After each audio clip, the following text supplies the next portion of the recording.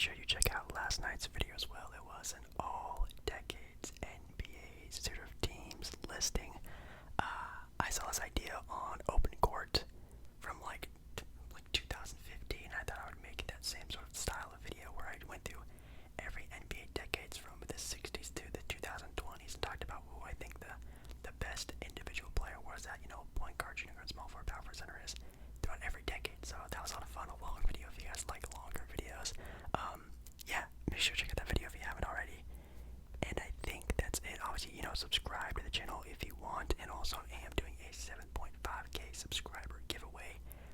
Don't know when or if we'll ever hit it, but hey, whenever we do, I'll do a giveaway for it. And yeah, I think that's it. So yeah, let's finally get started.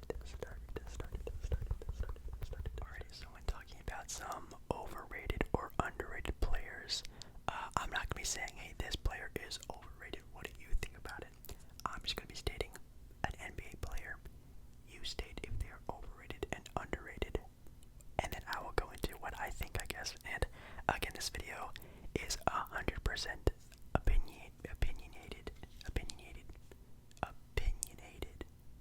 I think that's how I pronounce it. It's just what I think, and what I think is stupid, what I think is dumb, what I think is wrong, whatever I think it is dog duty. It doesn't matter what I say. So don't take what I say to heart. It's just words coming out of my mouth. So just keep that in mind. And it's all just for fun, entertainment, relaxation, all that jazz. But the first name, and maybe the first couple names, I'm going to go through some more of the younger NBA players, which are usually the more players to be tended to be called overrated or underrated, because obviously an established NBA star is usually more evaluated. You can sort of tell if they are who they really are. But younger players, that's kind of hard and tricky to sort of to look at. So we're going to be looking at some of the younger players at first. And the first guy I want to mention is going to be Devin Booker. Yes, Devin Booker, second seeded Phoenix Suns seeded Devin Booker, 25 point per game score. Devin Booker, only about 25, 26-year-old Devin Booker. Is Devin Booker overrated or underrated? That's the question. I'll give you some time to think about it. I have some playing cards in my hand. I'm just gonna mess with them for a second. Well, me personally, Devin Booker, in my opinion, is if not one of the best shooting guards, like pure two guards that we have in the NBA today. Obviously, besides Klay Thompson, who's been hurt for the past 2 seasons, then you have arguments between him, Jaylen Brown, Donovan Mitchell, Bradley Beal. There's some good ones, but man, Devin Booker is really good. And I know me, and I'm assuming you also think Devin Booker is really good, and we all see that sort of just pure scoring ability from Devin Booker, and a lot of people compare his offensive game, not his entire game, his offensive game, to somewhat of a Kobe Bryant, and I do see a lot of similarities with that. I do think Devin Booker now is getting a lot of love, which is amazing, but I still think he is slightly underrated. I do think Devin Booker is still slightly underrated. The dude has the second best record in the Western Conference of the NBA, and I think they were maybe even second in the entire league. Maybe they were behind Philadelphia, I'm not sure, but they were crazy. And as of right now, they look like maybe the best team in basketball right now. It's so crazy to think about that. And Devin Booker has only made the All-Star teams because of players' injuries. Devin Booker hasn't, like I said, made an All-NBA team. It's so crazy that everyone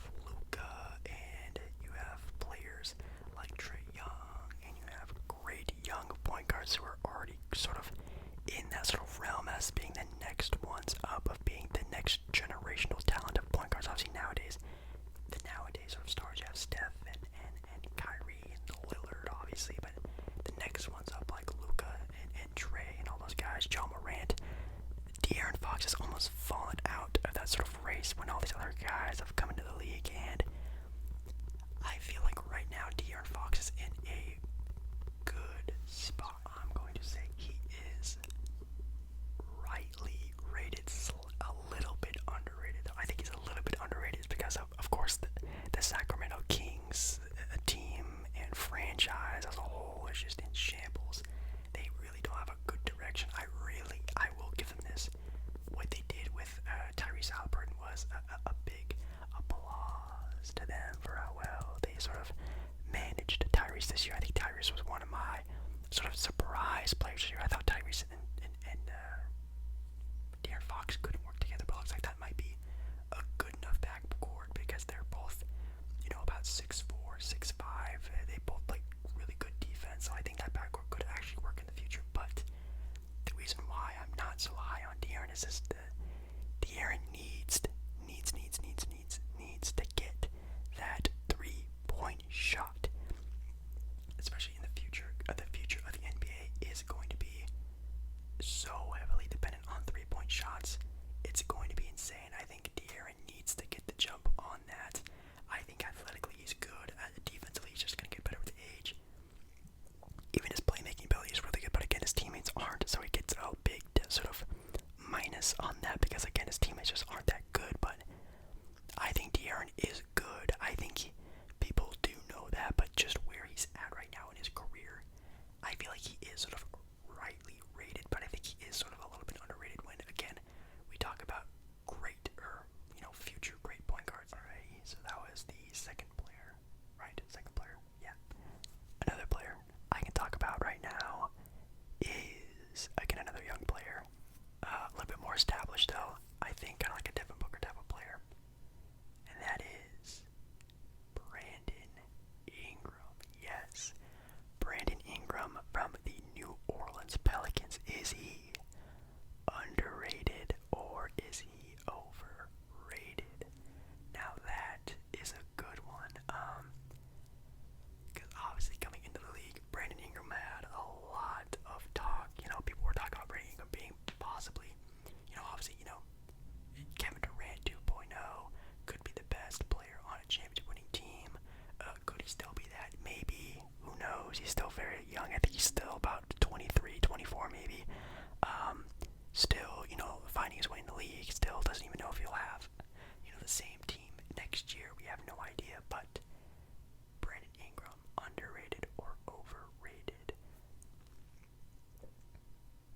I am going to say, kind of like with how De'Aaron was, he was, rightly rated, kind of underrated. Well, I think Brandon Ingram is rightly rated, kind of overrated though. I know I'm a big Brandon Ingram fan. I was a big fan of him in LA, but I still feel like people still have that sort of thought that Brandon Ingram could be again like a 2.0 Kevin Durant, which if you see what Kevin Durant just did in his last playoff game, I don't think Brandon Ingram, at least in my opinion, will ever get to that type of level. So he was getting a lot of those comparisons coming into the NBA and even throughout his time in the Lakers and kind of even in the Pelican era.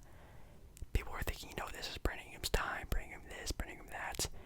And you know what? I don't think he can be that. I don't think he will ever get to that sort of perimeter defender level like a Kevin Durant, a scoring potential of Kevin Durant. That's just not me comparing him to Kevin Durant. That's just me comparing him to someone who is like, Brandon Ingram, which is Kevin Durant, obviously. But I think he's going to be a great scorer. I think he's always going to be a good 20 to 25 point per game scorer. But I feel like that's all he's really going to be. I don't know how well of a defender he's ever going to be. I don't know if he's ever going to be a good facilitator, a good leader. I don't think he's really going to ever be that.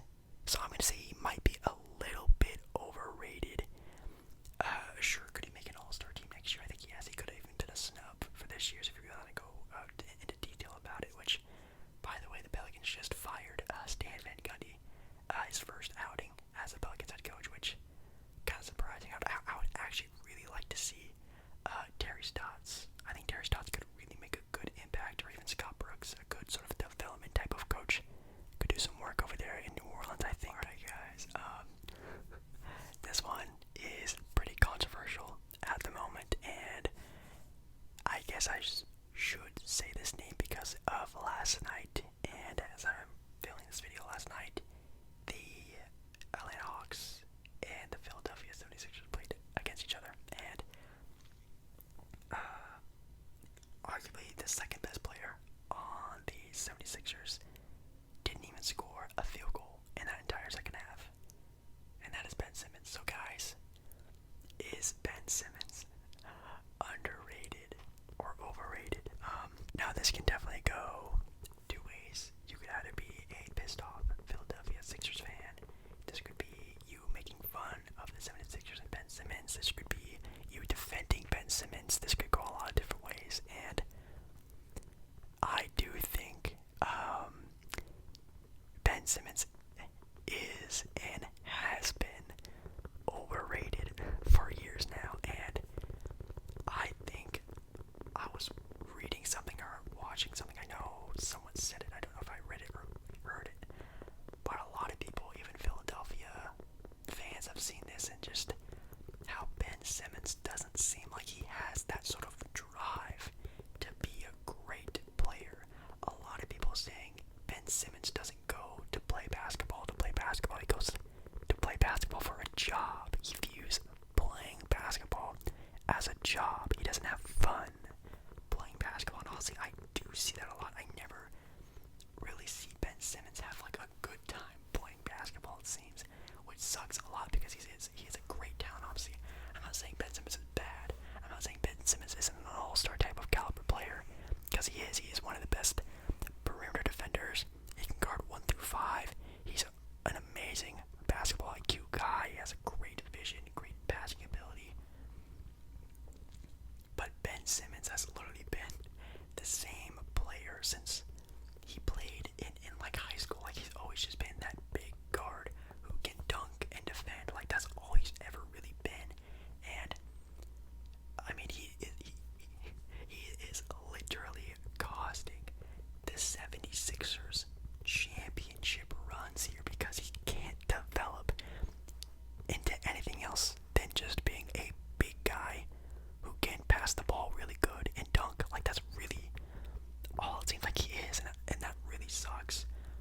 But I mean, a lot of people are picking Ben Simmons to be sort of like the next LeBron James, and he could be. Like, that's so crazy how he actually could be that great if he just took it to that next level, and I just don't think he can, which is why I think he might be overrated. And I know obviously there are a lot of different other players I could be naming off right now, do like some like speed fire ones, which I might actually do. I mean, there's like some like, I don't want to say obvious answer guys or easy answer guys, because obviously everyone else has their own opinions.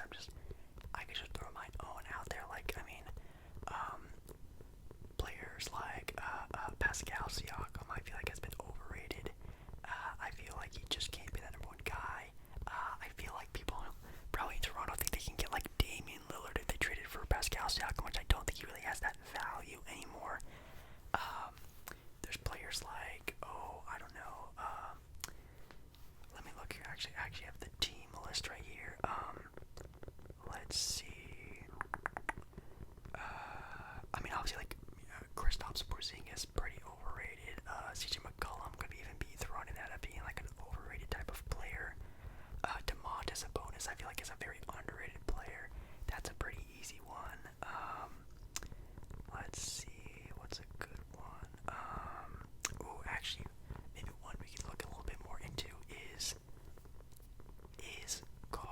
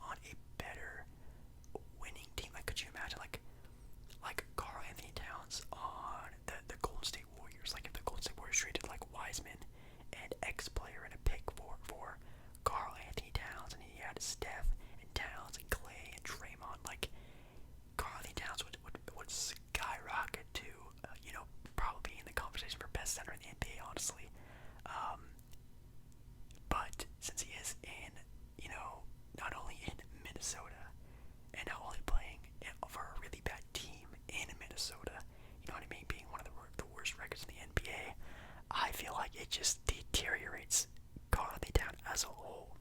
And I think it does show, how he affects the game, and he doesn't do it at a very good level because, again, he can be an amazing, great player, but he can't really lead his sort of team to sort of also be that good, which sucks to say, and it does affect his game, but by himself individually, he is a very good player. So, I mean, if Karl-Anthony Towns was, again, like, playing for the Warriors or for the Blazers for a crazy trade or something like that, I feel like that would just be phenomenal for Karl-Anthony Towns. I feel like his career would be in a totally different position from being, that good center that always is hurt to being, again in the conversation for one of the best centers in the NBA. Let's see, Julius Randle. Julius Randle literally finessed the entire NBA into thinking this man was like the next, like, Charles Barkley or something like that. Like, people really thought that Julius Randle could have, like, got the Knicks to, like, the conference finals this year. Like, Julius Randle was the best power forward in the NBA, this and that, which, I mean, maybe he was, maybe at 1 week or two. Makes a lot of sense. He was playing really good. I mean, he was a 20 and 10 double machine for, like, a long period of time, but man, in the playoffs and even for a stretch of games in the regular season, like, Julius Randle was just being, Julius Randle, a good power forward. And no offense, Julius Randle, he did a really good job this year, and I think he does deserve to be on an All-NBA team, because you can't talk about this year, 2020, 2021, without talking about the New York Knicks and Julius Randle and how they played together so well. But he's overrated. I think we can all sort of see, like, Julius Randle next year probably will never have a year like he just had last year, especially if they do sort of mess up the roster a little bit and start doing some trades and free agent signing, things like that. That's probably going to be the peak of Julius Randle, which is cool, and we might even see a little bit of a plateauing in next year, which would be great. Again, some other ones, let's see, Donovan Mitchell and Rudy Gobert. Those are obviously two players you can do at the same time, honestly, and that is interesting. I think they're both pretty rightly rated. I think Gobert more than Donovan Mitchell. I think Gobert is definitely, the dude is a 3-time Defensive Player of the Year winner. I think, and this could be a hot take, very, very, very hot take right here. I think that Rudy Gobert will be the last in probably the history of the NBA, the last over 7-foot pure center to ever win the Defensive Player of the Year award. Mark my words. Sure, I think, like, Bam Adebayo could win Defensive Player of the Year, but Bam Adebayo is a 6'9", sort of forward that plays the 5, you know what I mean? I think Rudy Gobert will be the last pure center to ever win the Defensive Player of the Year award. I think people are starting to more transition into how perimeter play is sort of described as being the best defender in the NBA, because obviously interior defense is good, but if you are I would rather have a great perimeter defender than a great interior defender, because obviously the perimeter play of the NBA is so heavily used. I think it's more important, and I think as the years go on, I think it's going to be more important in people's mind.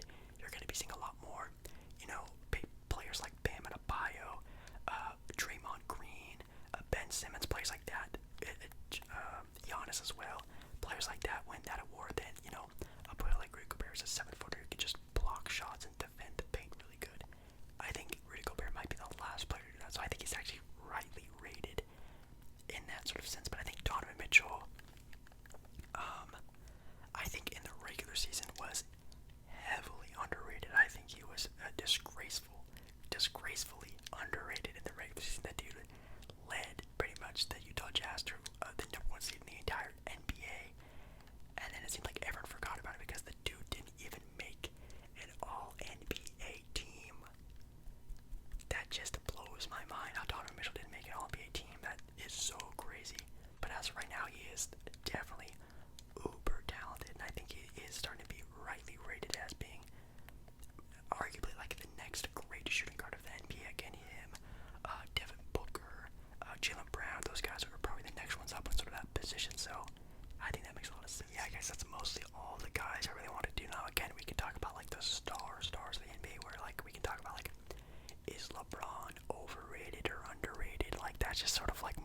opinionated to like the max. Like, I think LeBron has been rightly rated for years now. He's one of the best players of all time, and even like Kevin Durant, I feel like he's rightly rated. He's known as being, arguably the best player in the NBA as of right now. And there are a lot of set stars who are already sort of underrated or overrated. I think they don't really count, but I think for the younger guys, it's a lot more of an interesting conversation because it makes a lot more sense on where they're going to be in the future. So, yeah, I think that might be it. I mean, players like, Jokic just won MVP. Is Jokic overrated now? Is he going to be next year going to be in that MVP conversation? That's a great question. Players like Jimmy Butler, is Jimmy Butler overrated or underrated? Is he worth a max contract? Or maybe even players like Bradley Beal and Russell Westbrook, are they underrated or overrated? Bradley Beal did almost lead the league in scoring and was on the All-NBA third team, but did a player like Donovan Mitchell or Devin Booker being on more of a winning team, did they deserve a spot over Bradley Beal? Is he a little bit overrated? That's also a great question. I don't know. You can answer that yourself if you really want to, but I think that's going to be it for me. I wanted to make this one a little bit more of a shorter, easier to digest video, but again, if you guys really like this concept, I can do maybe NBA teams. Maybe if NBA teams are underrated or overrated. If I could do NBA legends, if they're underrated or overrated, I think that could be a lot of fun. Like, is Magic Johnson, is Michael Jordan, are they overrated? I guess we can find that out. If you guys like this video, make sure to leave a like and also subscribe to the channel if you do want to see the next video. Yeah, thank you guys so much for watching this video. I will see you again very, very, very, very, very soon. Alright, guys.